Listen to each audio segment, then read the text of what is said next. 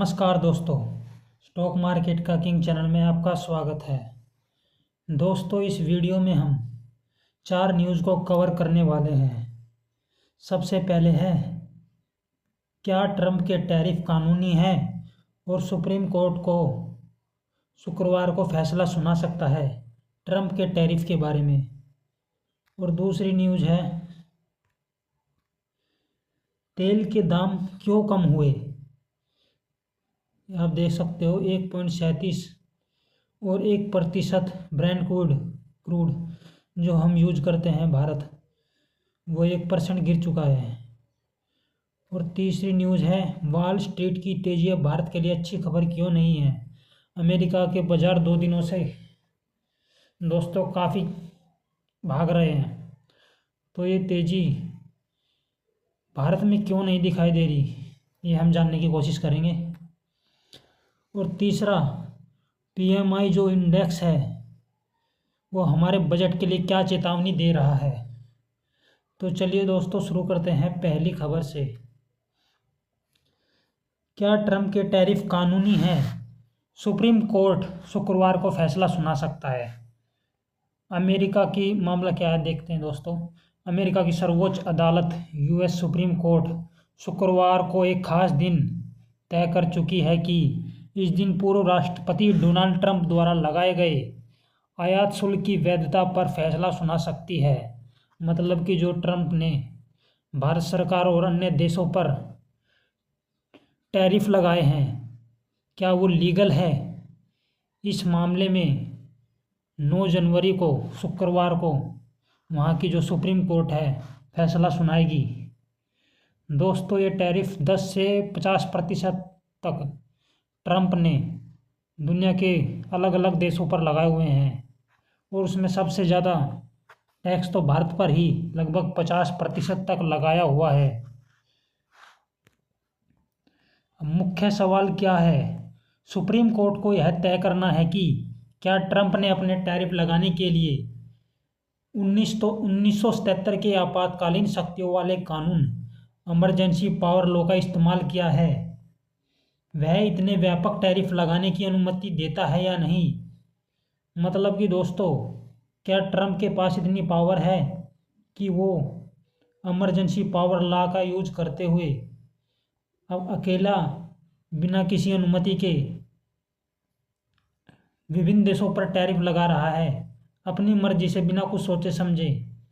क्या यह वहाँ का जो एक कानून है 1977 का आपातकालीन वाला इमरजेंसी पावर लॉ, क्या वह इसकी अनुमति देता है। इस बारे में सुनवाई होगी। ट्रंप प्रशासन का तर्क है कि टैरिफ व्यापार असंतुलन, राष्ट्रीय सुरक्षा और फैंटनाइल जैसे खतरों के लिए जरूरी थे, लेकिन निचली अदालतों ने कहा कि ट्रंप ने जो शक्ति ली वह कानून के द्वारा उन्हें नहीं दी गई थी, यानी उन्होंने इस कानून से अधिक अधिकार प्रयोग किए। मतलब कि दोस्तों, जो यह कानून बनाया गया था वह व्यापार असंतुलन, राष्ट्रीय सुरक्षा और फैंटनाइल जो ड्रग्स है, बॉर्डर पे जो ड्रग्स की डिलीवरी होती है, इस तरह के खतरों से निपटने के लिए बनाया गया था। लेकिन ट्रंप जो है इस कानून का गलत फ़ायदा उठा रहे हैं, ऐसा निचली अदालतों द्वारा माना गया है, और इसी के बारे में सुनवाई है। कौन सा कानून है यह। ट्रंप के टैरिफ लगाने के लिए 1977 का international emergency economic power act IEEPA नामक कानून इस्तेमाल किया, जो आमतौर पर राष्ट्रीय आपात स्थिति में विदेशी देशों या व्यक्तियों के खिलाफ आर्थिक प्रतिबंध लगाने के लिए बनाया गया था। लेकिन इस कानून में सीधे शब्दों में यह नहीं लिखा कि राष्ट्रपति को व्यापक तरीके से टैरिफ लगाने का अधिकार मिलता है। कोर्ट में क्या कह रहा है सच। सुप्रीम कोर्ट में सुनवाई के दौरान जजों ने ट्रंप प्रशासन के वकीलों से सवाल किए हैं कि क्या आप आपातकालीन कानून व्यापक व्यापार टैरिफ लगाने के लिए बनाया गया था, क्या यह सिर्फ रेगुलर प्रतिबंध है और आर्थिक कदमों के लिए है। कई जजों ने इस बात पर भी संदेह जताया कि शायद ट्रंप ने कानून की अनुमति के बिना खुद से इतने व्यापक टैरिफ लगाए जो संविधान की भावना के खिलाफ है। मतलब कई जजों को इस बात पर संदेह है कि ट्रंप ने जो वहाँ की कांग्रेस और जो संसद है उसकी बिना अनुमति के ही अपनी मर्जी से देश की संविधान है उसके खिलाफ जाकर दूसरे देशों पर टैरिफ लगाए हैं।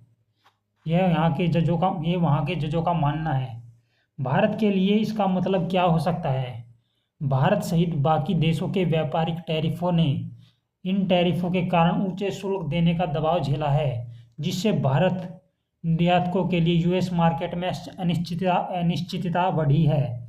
अगर सुप्रीम कोर्ट ट्रंप के टैरिफ को अवैध घोषित करता है तो यह एक मजबूत संकेत होगा कि राष्ट्रपति अकेले बड़े बड़े व्यापार शुल्क नहीं लगा सकता। इससे भारत अमेरिका के व्यापार वार्ता तथा भविष्य के व्यापार नीतियों में स्पष्टता और भरोसा बन सकता है। फैसला कब आएगा? सुप्रीम कोर्ट ने शुक्रवार को अपना फैसला सुनाने का दिन तय किया है, लेकिन यह जरूरी नहीं कि कोर्ट उसी दिन ही फैसला दे। कभी कभी अतिरिक्त दिनों में भी फैसला जारी हो सकता है, मतलब कि सुनवाई किसी और अगली तारीख के लिए भी टाली जा सकती है। यह कोई ज़रूरी नहीं कि शुक्रवार 9 तारीख को ही फैसला कोर्ट अपना सुना दे कि ट्रंप के टैरिफ कानूनी है या गैरकानूनी है। ट्रंप प्रशासन का दावा है कि टैरिफ वैध है क्योंकि वे राष्ट्रीय सुरक्षा और व्यापार संतुलन से निपटने के लिए किए गए थे, लेकिन जो वहाँ की विपक्ष है उनका दावा है कि टैरिफ लगाने के लिए 1977 के आपातकालीन कानून का प्रयोग अधिकार से बाहर है और इसका निर्णय कांग्रेस का काम नहीं, राष्ट्रपति का काम नहीं, ये कांग्रेस का काम है। मतलब कि वहाँ की जो संसद है वहाँ उसका काम है, किसी राष्ट्रपति का नहीं। अब यह निर्णय सुप्रीम कोर्ट पर है कि वह इन टैरिफों को कानूनी मानता है या अवैध। संक्षेप में, ट्रंप ने भारी प्रतिशत टैरिफ लगाए हैं। उसने आपातकालीन शक्तियों वाले कानून का हवाला दिया। निचली अदालतों ने इसे गलत कहा है। अब सुप्रीम कोर्ट शुक्रवार को फैसला सुना सकता है। भारत और दुनिया के व्यापारी इसका असर देख रहे हैं। दोस्तों, अब अगली न्यूज़ की तरफ बढ़ते हैं। अमेरिका कच्चे तेल के दाम क्यों गिरे? अमेरिकी कच्चा तेल WTI 1.37% गिरकर $56.35 प्रति बैरल। ब्रेंट कच्चा तेल 21 सेंट 1% गिरकर $60.09 प्रति बैरल, यानी कि 1% की गिरावट। ब्रेंट कच्चा तेल जो कि भारत यूज करता है उसमें गिरावट हो रही है और अमेरिकी कच्चा तेल में 1.37% की गिरावट है। दोस्तों, ये आखिर गिरावट क्यों हुई, चलिए जानते हैं।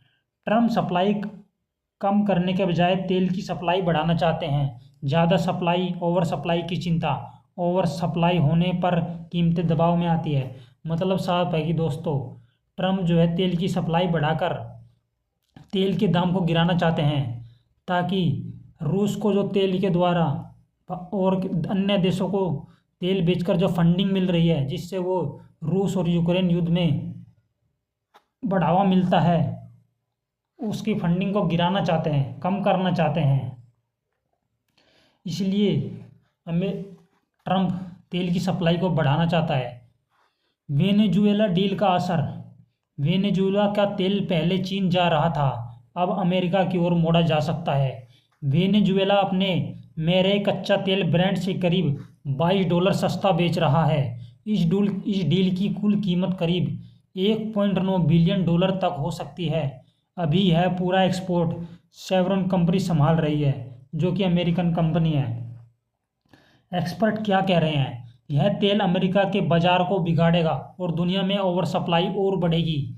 मिडिल ईस्ट का तेल भी लगातार सस्ता हो रहा है, जिससे निवेशक उत्साहित नहीं है।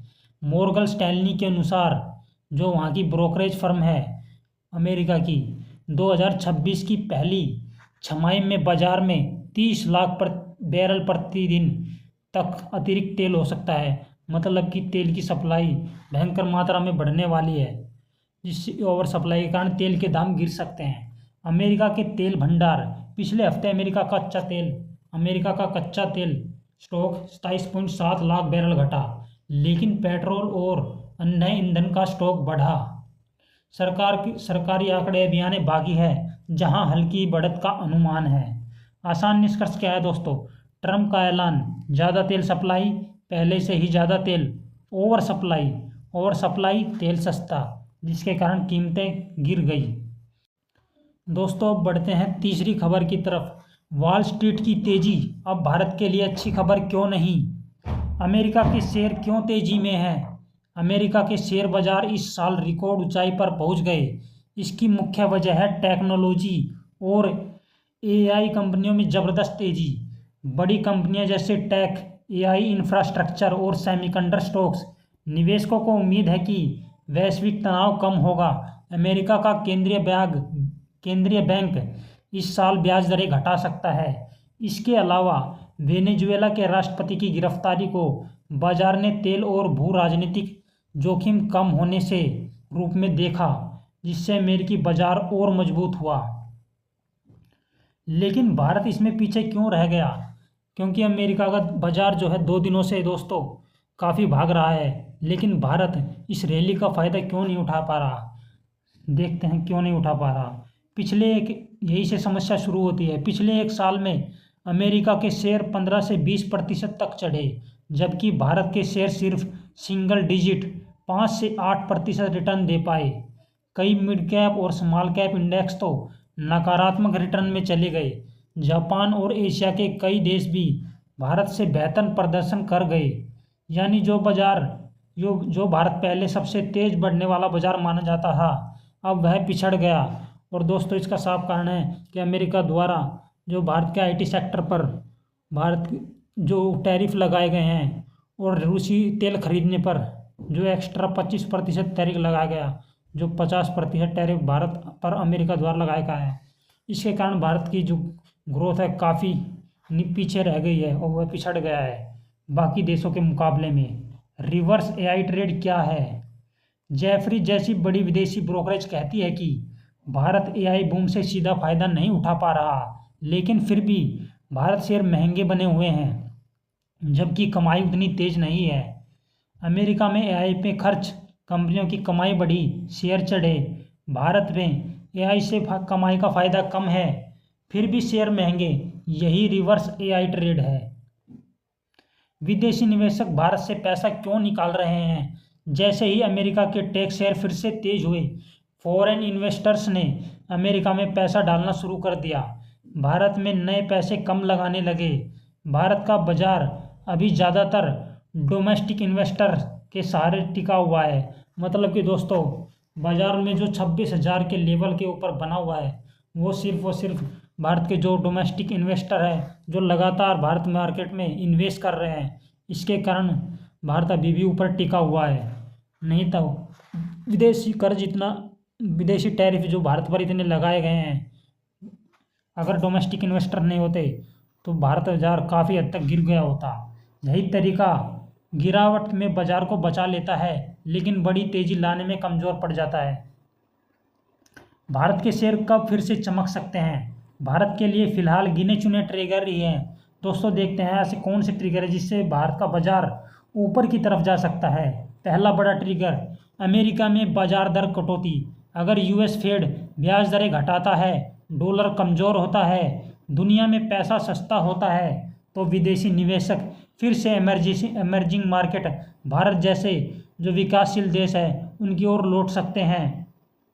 मतलब साफ है दोस्तों, अगर भारत में ग्रोथ होगी और टैरिफ कम होगा, ये ब्याज दरें घटेंगी, डॉलर कमज़ोर होगा, तभी जो है एफआई भारत में वापस लौटेंगे और भारत का बाजार ऊपर की तरफ जा सकता है।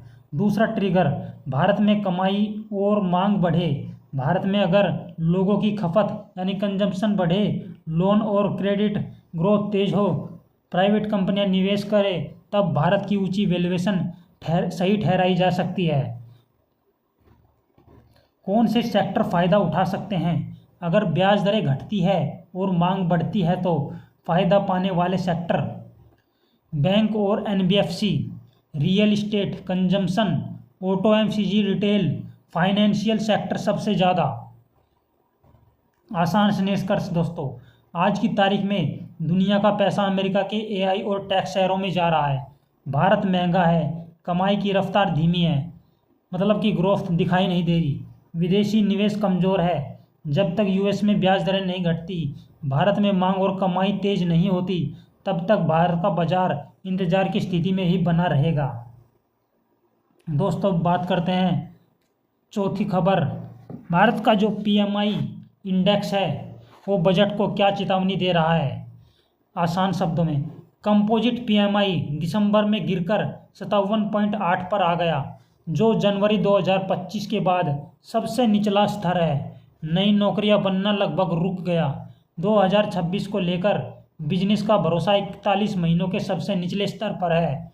मैन्युफैक्चरिंग एक्सपोर्ट धीमा पड़ा, लेकिन सर्विसेज एक्सपोर्ट तेज रहा। महंगाई कंट्रोल में है, इसलिए सरकार के पास विकास को सपोर्ट करने का मौका है। दोस्तों, भारत का जो कंपोजिट पीएमआई है, मैन्युफैक्चरिंग और सर्विस से जो मिलाकर जो इंडेक्स है, वो जो है 57.8 पर गिर गया है, पर आ गया है। पहले मतलब इससे ऊपर था। चलो आगे देखते हैं क्या था। पीएमआई क्या बता रहा है सरल भाषा में। पीएमआई यानी परचेजिंग मैनेजर इंडेक्स यह बताता है कि कंपनियों में कामकाज बढ़ रहा है या घट रहा है। अगर यह इंडेक्स 50 से ऊपर होता है तो दोस्तों अर्थव्यवस्था बढ़ रही है, और 60 के आसपास हो तो तेज ग्रोथ है। और दिसंबर में कंपोजिट पीएमआई 19.7 से गिरकर 57.8 हो गया, मतलब कि 2 पॉइंट नीचे गिर गया दिसंबर महीने में। मतलब इकोनॉमी बढ़ तो रही है क्योंकि यह 60 के करीब है, लेकिन पहले जितनी तेजी नहीं, क्योंकि 2 पॉइंट नीचे गिर गया है दिसंबर के महीने में। क्या यह चिंता की बात है? पूरी तरह से नहीं, लेकिन सावधान होने की ज़रूरत है। पीएमआई अभी भी लंबे समय के औसत जो 55 है उससे ऊपर ही बना हुआ है। नए ऑर्डर धीमे हुए हैं। कंपनियां नई भर्तियां करने से हिचक रही है। भविष्य को लेकर भरोसा कम हो रहा है। यह संकेत देता है कि ग्रोथ की रफ्तार धीमी हो रही है। जीडीपी ग्रोथ और पीएमआई का कनेक्शन। Q2 में जीडीपी ग्रोथ बहुत मजबूत थी, 8.2%। आरबीआई ने पहले ही अनुमान लगाया था कि आगे ग्रोथ कुछ कम होगी। फाइनेंशियल ईयर 2026 में 7.3%, Q4 में 6.5%। यानी कि गिरावट जो है आरबीआई को पहले से ही अनुमान थी। लेकिन पीएमआई कह रहा है सरकार को अभी भी सपोर्ट देना चाहिए, खासकर पब्लिक इंफ्रास्ट्रक्चर खर्च के जरिए। मतलब को बजट में सरकार को कुछ ऐसा करना होगा जिससे कि जो भारत की जो कंपनियां हैं, जो सर्विसेज सेक्टर हैं, उनको सपोर्ट मिले, जिससे बाजार आगे ग्रोथ की तरफ बढ़े। महंगाई कंट्रोल में है, बड़ा पॉजिटिव संकेत। इनपुट कॉस्ट थोड़ी बढ़ी है, लेकिन महंगाई अभी भी लंबे औसत से नीचे है। मतलब कि दोस्तों, जो कंपनियों का मैन्युफैक्चरिंग है, कॉस्ट है, वो बढ़ा हुआ है, लेकिन महंगाई उसके बावजूद लंबे औसत से नीचे ही बनी हुई है। इसका मतलब सरकार बिना महंगाई बढ़ाए खर्च बढ़ा सकती है, ग्रोथ और जॉब्स को सपोर्ट कर सकती है। सबसे बड़ी चिंता, नौकरियां नहीं बन रही। पीएमआई की रिपोर्ट साफ कहती है दिसंबर में नई नौकरियां का बनना रुक गया। मैन्युफैक्चरिंग में ग्रोथ धीमी है। सर्विसेज में हल्की जॉब कटौती हुई है। इसका सीधा मतलब बजट को जॉब पर फोकस करना ही होगा। बजट में क्या किया जा सकता है? स्किल डेवलपमेंट प्रोग्राम, एमएसएमई को ज़्यादा सपोर्ट। जो भारत के छोटे उद्योग हैं उनको सपोर्ट करना होगा सरकार को। कंपनियों को नई भर्तियां करने के लिए टैक्स और इंसेंटिव। फॉर्मल जॉब्स बढ़ाने पर सरकारी जॉब बढ़ाने पर सरकार को जोर देना होगा। एक्सपोर्ट में दो अलग तस्वीरें। मैन्युफैक्चरिंग कमज़ोर, एक्सपोर्ट ऑर्डर 14 महीनों के निचले स्तर पर है। सरकार ने पहले ही 7,295 करोड़ का एक्सपोर्ट सपोर्ट पैकेज दिया है। मतलब सरकार जो है 7,295 करोड़ का जो है एक्सपोर्ट को बढ़ाने के लिए कंपनियों को सपोर्ट कर रही है।